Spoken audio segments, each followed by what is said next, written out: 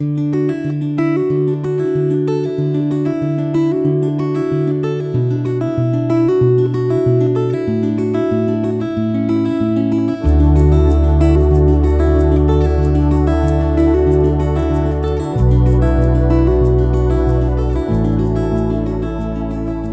reading begins in the book of Esther, chapter 8, starting in verse 1.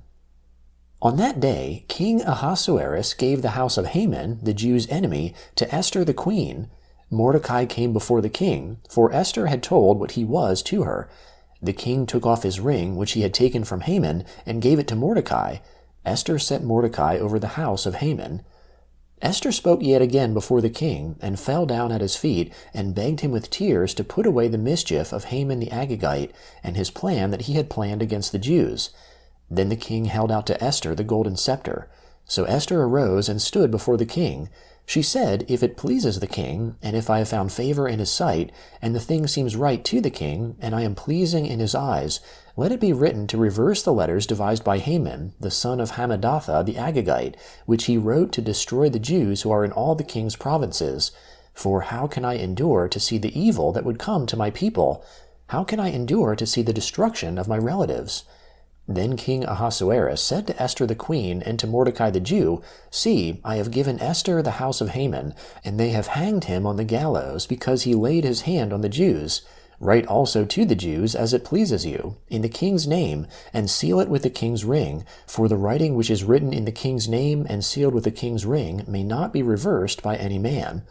Then the king's scribes were called at that time, in the 3rd month, which is the month Sivan, on the 23rd day of the month. And it was written according to all that Mordecai commanded to the Jews, and to the local governors, and the governors and princes of the provinces which are from India to Ethiopia, 127 provinces, to every province according to its writing, and to every people in their language, and to the Jews in their writing and in their language. He wrote in the name of King Ahasuerus, and sealed it with the king's ring, and sent letters by courier on horseback, riding on royal horses that were bred from swift steeds. In those letters the king granted the Jews who were in every city to gather themselves together and to defend their lives, to destroy, to kill, and to cause to perish all the power of the people and province that would assault them, their little ones and women, and to plunder their possessions, on one day in all the provinces of King Ahasuerus, on the 13th day of the 12th month, which is the month Adar. A copy of the letter and the decree that should be given out in every province was published to all the peoples, that the Jews should be ready for that day to avenge themselves on their enemies.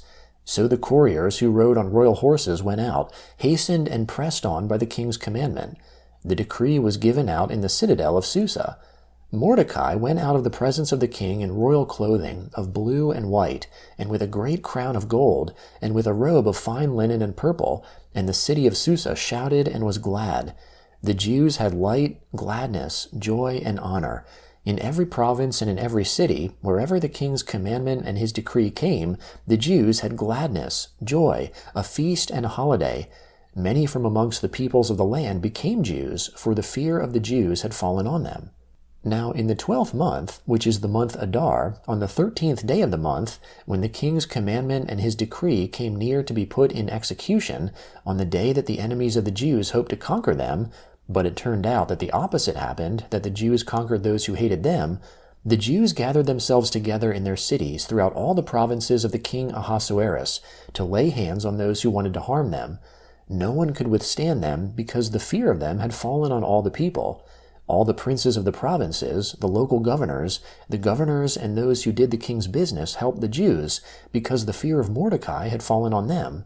For Mordecai was great in the king's house, and his fame went out throughout all the provinces, for the man Mordecai grew greater and greater. The Jews struck all their enemies with the stroke of the sword, and with slaughter and destruction, and did what they wanted to those who hated them. In the citadel of Susa, the Jews killed and destroyed 500 men. They killed Parshandatha, Dalphon, Aspatha, Poratha, Adalia, Aridatha, Parmashta, Arasai, Aradai, and Vaizatha, the 10 sons of Haman, the son of Hammedatha, the Jews' enemy, but they didn't lay their hand on the plunder. On that day, the number of those who were slain in the citadel of Susa was brought before the king. The king said to Esther the queen, "The Jews have slain and destroyed 500 men in the citadel of Susa, including the 10 sons of Haman. What then have they done in the rest of the king's provinces? Now what is your petition? It shall be granted you. What is your further request? It shall be done." Then Esther said, "If it pleases the king, let it be granted to the Jews who are in Susa to do tomorrow also according to today's decree, and let Haman's 10 sons be hanged on the gallows." The king commanded this to be done. A decree was given out in Susa, and they hanged Haman's 10 sons. The Jews who were in Susa gathered themselves together on the 14th day also of the month Adar, and killed 300 men in Susa, but they didn't lay their hand on the plunder. The other Jews who were in the king's provinces gathered themselves together, defended their lives, had rest from their enemies, and killed 75,000 of those who hated them, but they didn't lay their hand on the plunder. This was done on the 13th day of the month Adar, and on the 14th day of that month they rested, and made it a glad day of feasting and gladness. But the Jews who were in Susa assembled together on the 13th and on the 14th days of the month, and on the 15th day of that month they rested, and made it a day of feasting and gladness.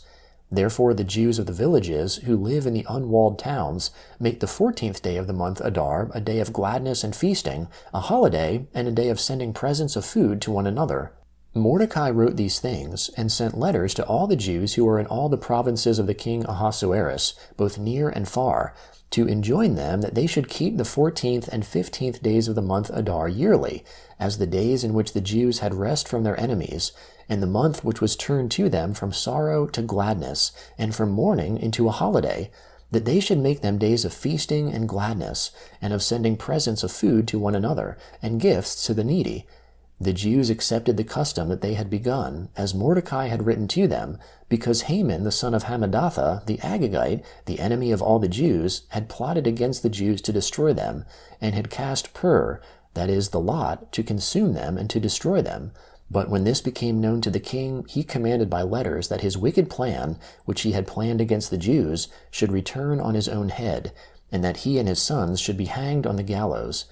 Therefore they called these days Purim, from the word pur. Therefore, because of all the words of this letter, and of that which they had seen concerning this matter, and that which had come to them, the Jews established and imposed on themselves, on their descendants, and on all those who joined themselves to them, so that it should not fail that they would keep these 2 days, according to what was written, and according to its appointed time every year, and that these days should be remembered and kept throughout every generation, every family, every province, and every city, and that these days of Purim should not fail from amongst the Jews, nor their memory perish from their offspring. Then Esther the queen, the daughter of Abihail, and Mordecai the Jew wrote with all authority to confirm the second letter of Purim. He sent letters to all the Jews in the 127 provinces of the kingdom of Ahasuerus, with words of peace and truth, to confirm these days of Purim in their appointed times, as Mordecai the Jew and Esther the queen had decreed, and as they had imposed upon themselves and their descendants in the matter of the fastings and their mourning. The commandment of Esther confirmed these matters of Purim, and it was written in the book. King Ahasuerus laid a tribute on the land and on the islands of the sea. Aren't all the acts of his power and of his might, and the full account of the greatness of Mordecai, to which the king advanced him, written in the book of the Chronicles of the kings of Media and Persia? For Mordecai the Jew was next to King Ahasuerus, and great amongst the Jews, and accepted by the multitude of his brothers, seeking the good of his people, and speaking peace to all his descendants.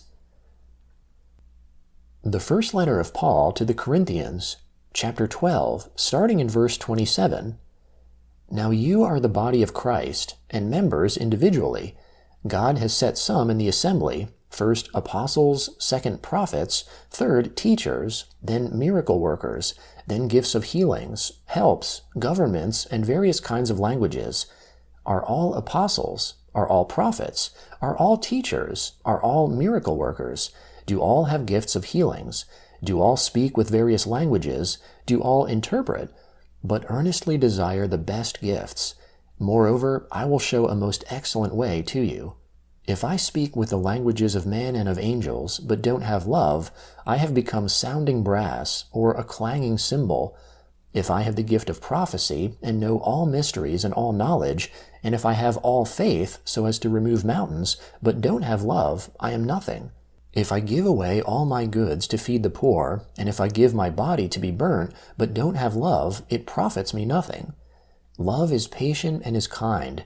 Love doesn't envy. Love doesn't brag, is not proud, doesn't behave itself inappropriately, doesn't seek its own way, is not provoked, takes no account of evil, doesn't rejoice in unrighteousness, but rejoices with the truth, bears all things, believes all things, hopes all things, and endures all things. Love never fails, but where there are prophecies, they will be done away with. Where there are various languages, they will cease. Where there is knowledge, it will be done away with. For we know in part, and we prophesy in part. But when that which is complete has come, then that which is partial will be done away with. When I was a child, I spoke as a child. I felt as a child, I thought as a child. Now that I have become a man, I have put away childish things. For now we see in a mirror, dimly, but then face to face. Now I know in part, but then I will know fully, even as I was also fully known. But now faith, hope, and love remain, these three. The greatest of these is love. Psalm 37, beginning in verse 1. Don't fret because of evildoers, neither be envious against those who work unrighteousness, for they shall soon be cut down like the grass, and wither like the green herb. Trust in the Lord, and do good. Dwell in the land, and enjoy safe pasture. Also delight yourself in the Lord, and he will give you the desires of your heart. Commit your way to the Lord. Trust in him, and he will do this. He will make your righteousness shine out like light, and your justice as the noonday sun. Rest in the Lord, and wait patiently for him. Don't fret because of him who prospers in his way, because of the man who makes wicked plots happen. Cease from anger, and forsake wrath. Don't fret, it leads only to evil doing. For evildoers shall be cut off, but those who wait for the Lord shall inherit the land. For yet a little while, and the wicked will be no more. Yes, though you look for his place, he isn't there. But the humble shall inherit the land, and shall delight themselves in an abundance of peace. Proverbs chapter 21, beginning in verse 23. Whoever guards his mouth and his tongue keeps his soul from troubles. The proud and arrogant man, scoffer is his name, he works in the arrogance of pride.